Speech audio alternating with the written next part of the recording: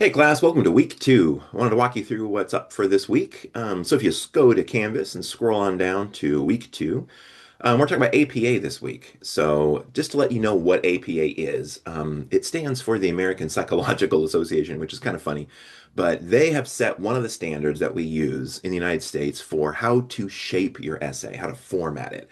And that's what it should look like its literal shape, but also things like what font size you should use, what fonts you should use, and then also how to use sources, how to cite sources, how to have a references page at the end. All of that is part of what we call formatting.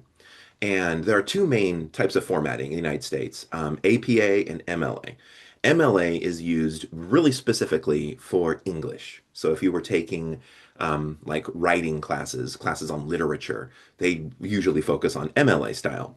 Any type of science courses usually use APA, which is why here at Lake Washington we use APA because it's more of a technical form to use instead of a literary form. So, looking at this week, I've got some stuff for you to read.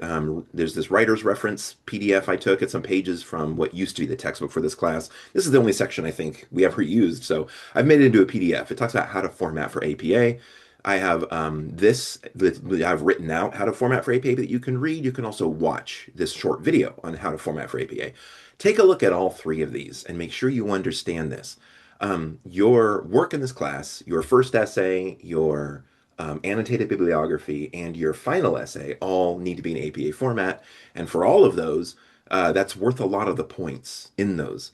For some reason, because this class is remote, there will be students who will get to that final essay and still be like, when I haven't been told about APA formatting. So you are on week two is where we're talking about it. So the work for this week, you have a discussion about your social identities. I'm going to open this up and walk you through it a little bit, just because sometimes this is daunting for people. But part of this class, we're discussing identity. What makes identity? How you know who you are? What is the self?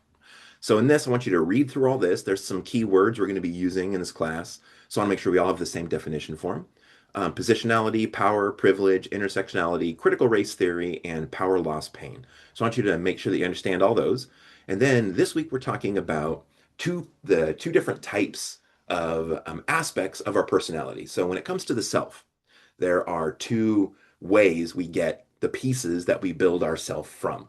Sometimes those pieces are given to us, and sometimes we find those pieces on our own. So when some pieces are given to us, we call those ascribed personality traits.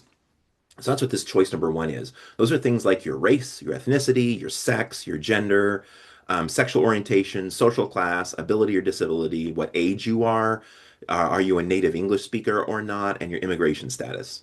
None of these are things that you chose. They're all things that have been handed to you, right? That's just the situation you find yourself in.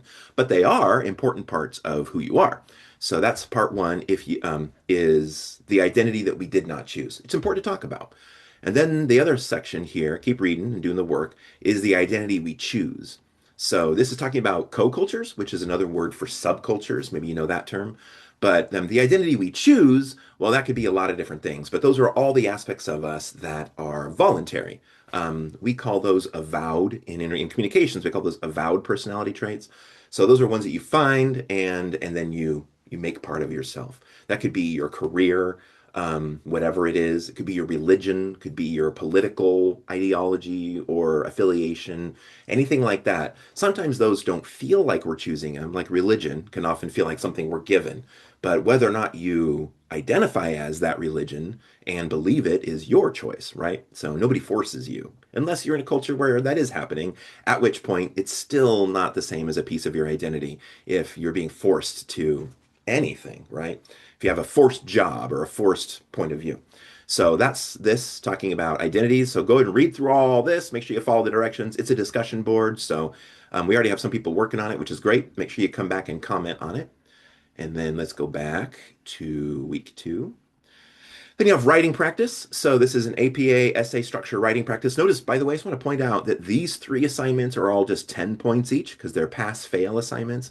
This one's 40 points because you actually you can get it's not pass fail. You'll depend on what you do, you'll get a certain amount of those points.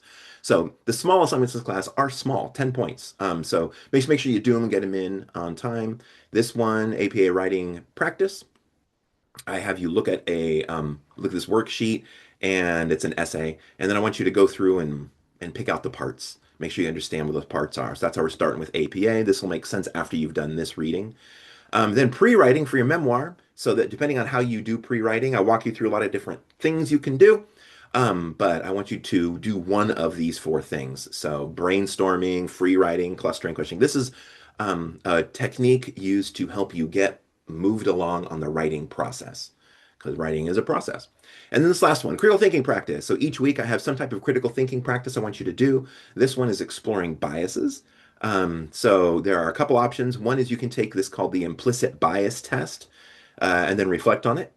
Sometimes people get mad at what the bias test tells them. If that's you, reflect on that.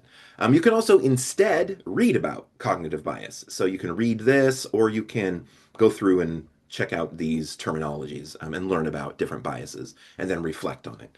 So it's up to you how you want to approach it, but that's the critical thinking for this week. And if you have any questions about any of this, email me and I'll help you out.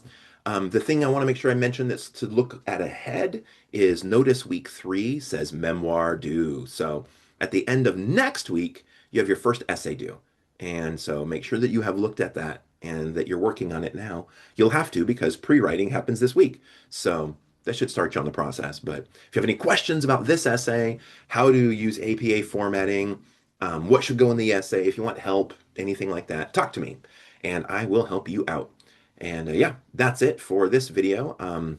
Let me know if I can help you out, and I'll see you on the discussion boards.